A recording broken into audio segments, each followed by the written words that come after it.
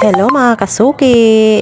Back to reality na naman tayo. Syempre, ano pa ba gawaing bahay?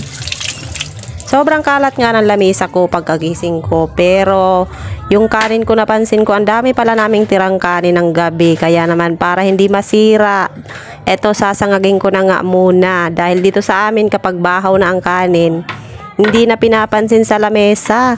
Mas gusto nila yung bagong saing. O diba, relate ba kayo dito? Napakamahal pa naman ng bigas ngayon kaya sayang talaga kung mapapanis lang. Hiniwa ko na rin yung bawang bago ko umpisahan magsangag.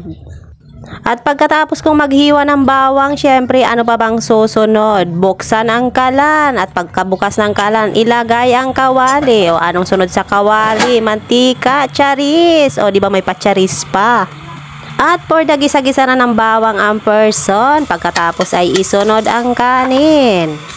At parang ang hirap pang haluin ng aking kanin kasi parang malagkit siya at nadagdagan pa yung aking kawali ay walang hawakan. Kaya for the hirap si Inday, ay di wow, ayan, may paasin pa. O hinalo ko na ng 2 kutsara para sa ganun mabilis.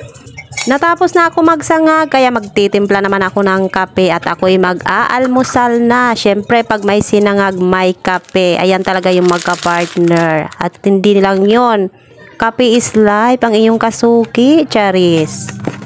At yung ulam ko, anong akala nyo, toyo? Hindi, tirang ulam yan ng gabi at partida. Galing pa yan doon sa nag-Christmas party. Hiningi ng asawa ko, o diba? At nagmamadali pa akong magsubo. Nakalimutan ko mainit pala yung kanin. Ay Diyos ko po, napaso pa yung dila ko. Ayan talaga yung napapala. Pag sobrang katakawan, masyadong atat, hindi pa nagyayaya, charis. At pagdating naman ng gabi, eto naman yung ganap. Gusto daw magulay ng asawa ko, kaya eto, for the himay naman ng malunggay ang person. At yung malunggay na yan ay galing pala yan dun sa tanim ng asawa ko. O diba, nakatipid na, napakinabangan pa talaga. Magpapakulo nga lang ako ng tubig dyan at maghihiwa na rin ako ng kamatis at sibuyas. Ayan na talaga ang madalas ulam ng asawa ko. Ayaw niya yung ginigisa. Gusto niya yung laga-laga lang para iwas mantika daw. Pero ang halo niyan, yung tirang pritong manok. O diba may mantika pa rin naman yun. At paalala pa nga niya sa akin, tanggalin ko daw yung balat ng manok. Dapat daw ay laman lang. Hinimay-himay ko nga lang yung pritong manok at pagkulo naman yung tubig ay ilalagay ko na. Meron nga pala yung kasama pang isda dahil tira din niya nung gabi. Ganito talagang diskarte mga kasuki kung gusto nyo makatipid. Lahat ng tirang ulam kung pwede pa naman ay gawan nyo ng paraan. Lagyan ng gulay para sa ganun hindi masayang, charis.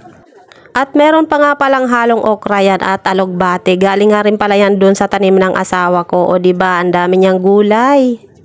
Yung ginawa lang ng libangan ng asawa ko yung pagtatanim. Pero ngayon ay napapakinabangan na namin. Halos araw-araw talaga yung asawa ko kumukuha ng gulay na tanim niya at hindi na talaga kami bumibili dahil yung ulam nga ng asawa ko ay tuwing magluluto yan may kasama talagang gulay. Hindi pwedeng walang kasamang gulay. At tuwan-tuwa naman nga ako dahil kahit papaano yung nakatitipid nga kami.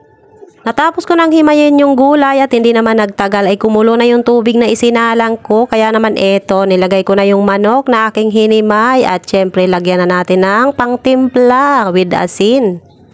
At hindi nga kompleto kung ulam lang ang ating lulutuin. Kaya eto, magsasaing na nga muna ako. Matapos ko nga hugasan at sabawan itong bigas ay eto, isinalang ko na nga. At syempre pagkatapos dyan ay babalikan ko yung aking niluluto. At una ko na nga nilagay dyan yung okra at yung alugbate. Syempre yung malunggay pinahuli ko. Natapos ko na rin timplahan yan. Kaya naman hanggang dito na lang muna. See you on next vlog. Thank you for watching. Bye! Huwag kalimutan i-share at mag-comment na rin.